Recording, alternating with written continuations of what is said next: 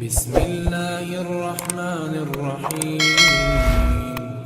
ایک شخص نے اپنے دو بیٹوں کا نکاح دوسرے شخص کی دو بیٹیوں سے کیا اور دوسرے روز دعوت ولیمہ میں علماء کو بھی مدعو کیا۔ حضرت امام اعظم رضی اللہ تعالی عنہ بھی تشریف لے گئے۔ ان بیٹوں کا باپ بڑی پریشانی کے عالم میں مکان سے باہر نکلا اور عرض کرنے لگا، ہم لوگ بڑی مصیبت میں پڑ گئے۔ رات غلطی سے دلہنیں بدل گئیں، بڑے کی دلہن چھوٹے کے کمرے میں اور چھوٹے کی بڑے کے کمرے میں غلطی سے چلی گئی۔ صبح ہوئی تو اس غلطی کا علم ہوا۔ فرمائیے اب کیا ہو؟ حضرت سفیان نے کہا، کوئی مذائقہ نہیں، یہ وطی بالشبہ ہیں۔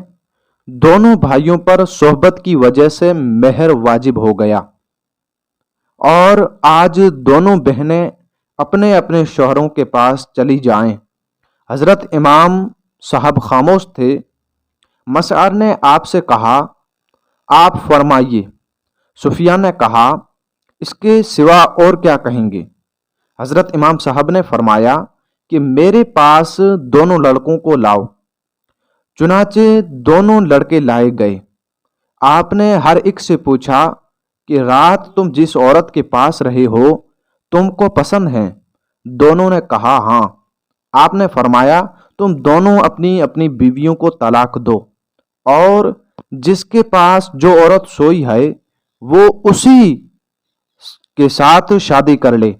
چنانچہ اسی جگہ ان دونوں نے اپنی اپنی بیویوں کو طلاق دے دی، اور چونکہ اپنی بیوی سے کسی نے بھی صحبت نہ کی تھی اس لیے عدت تو ان پر واجب ہی نہ تھی، اس لیے وہی ان کا نکاح ہو گیا۔ یہ بیان مسئلہ جواہر البیان صفحہ نمبر 86 پہ لکھا ہوا ہے۔ سبق ہم سے یہ ملا کہ ہمارے امام صاحب کی دانائی اور دوربینی قابل داد ہے، اور غور فرمائیے کہ اس مشکل صورت حال کو آپ نے کس خوش اسلوبی سے سلجھایا۔ آپ کی یہی تو فقہ و دانائی ہے جس کی بدولت آپ نے اللہ اور رسول کے ارشادات کے مطابق مسائل شرعی کو مدون فرمایا، اور آج ہم آپ کی خودداد سمجھ کی بدولت ہزاروں مشکل مسائل کا حل کتب فقہ میں بھی پا لیتے ہیں۔